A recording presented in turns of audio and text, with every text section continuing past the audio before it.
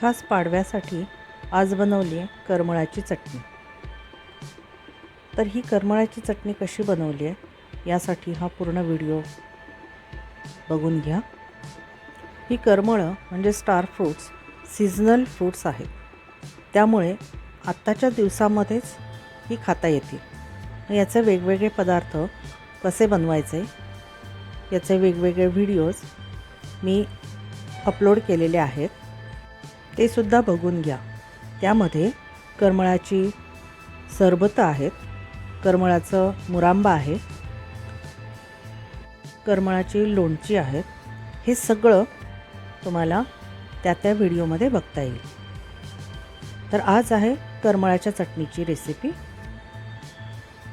नमस्कार, स्वरूप छंदकलामध्ये तुमचं नेहमीप्रमाणेच खूप खूप स्वागत।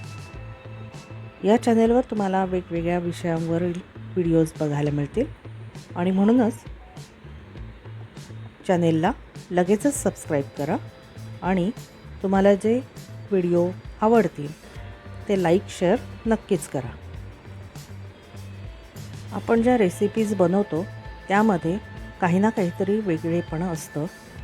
प्रत्येक प्रांतानुसार रेसिपीज वेगळ्या असतात। तर आपल्याला चटणी बनवण्यासाठी सगळ्यात प्रथम महत्त्वाची गोष्ट लागणार आहे ती म्हणजे खोबरं, ओलं खोबरं। आणि मला पाडव्यानिमित्त खूप छान सुंदर नारळ मिळालेले आहेत। नारळ ओलसर आहेत, ताजे आहेत आणि यांना रस खूप छान आहे। नारळ ओला असल्यामुळे, ताजा असल्यामुळे पांढरी शुभ्र साल आहे, रसही खूप छान आहे, चव छान आहे, त्यामुळे या चटणीचा स्वाद अतिशय खूप सुंदर आला आहे।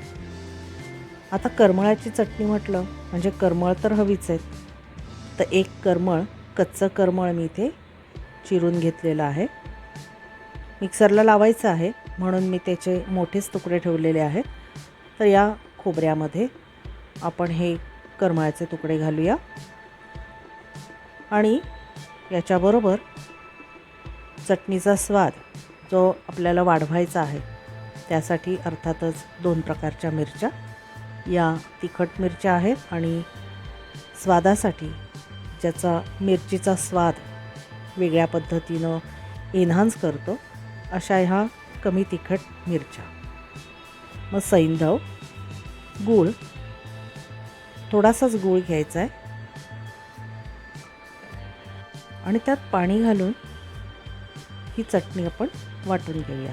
चटणी वाटताना पल्स मोडवर वाटायची, जेणेकरून अगदी मऊशार किंवा अगदी बारीक बारीक चटणी अशी नाही करायची, थोडी रफ ठेवायची चटणी, म्हणजे चटणी खाताना आपल्याला खूप छान लागते। या चटणी वाटत असताना मी याच्यामध्ये कोथिंबीर घातली होती, त्यामुळे थोडा हिरवेपणा याचा चटणीचा वाढलेला आहे। तर ही अशी ओलसर ताज्या नारळाची मस्त करमळाची चटणी कशी वाटते तुम्हाला? ही चटणी भाकरीबरोबर खायला अतिशय मस्त आहे। अशी चटणी तुम्हाला करमळा मिळाली तर करून बघा आणि भाकरीबरोबर खाऊन बघा, किंवा भातसुद्धा या चटणीसोबत जेवता येईल। भातावर चटणी घ्यायची आणि भात कालवून जेवायचं, त्याच्या जोडीला दुसरं काहीही नको। तुम्हाला हा व्हिडिओ आवडला असेल तर लाईक शेअर नक्की करा। पुन्हा भेटूया छानसा व्हिडिओ घेऊन, तोपर्यंत बाय बाय।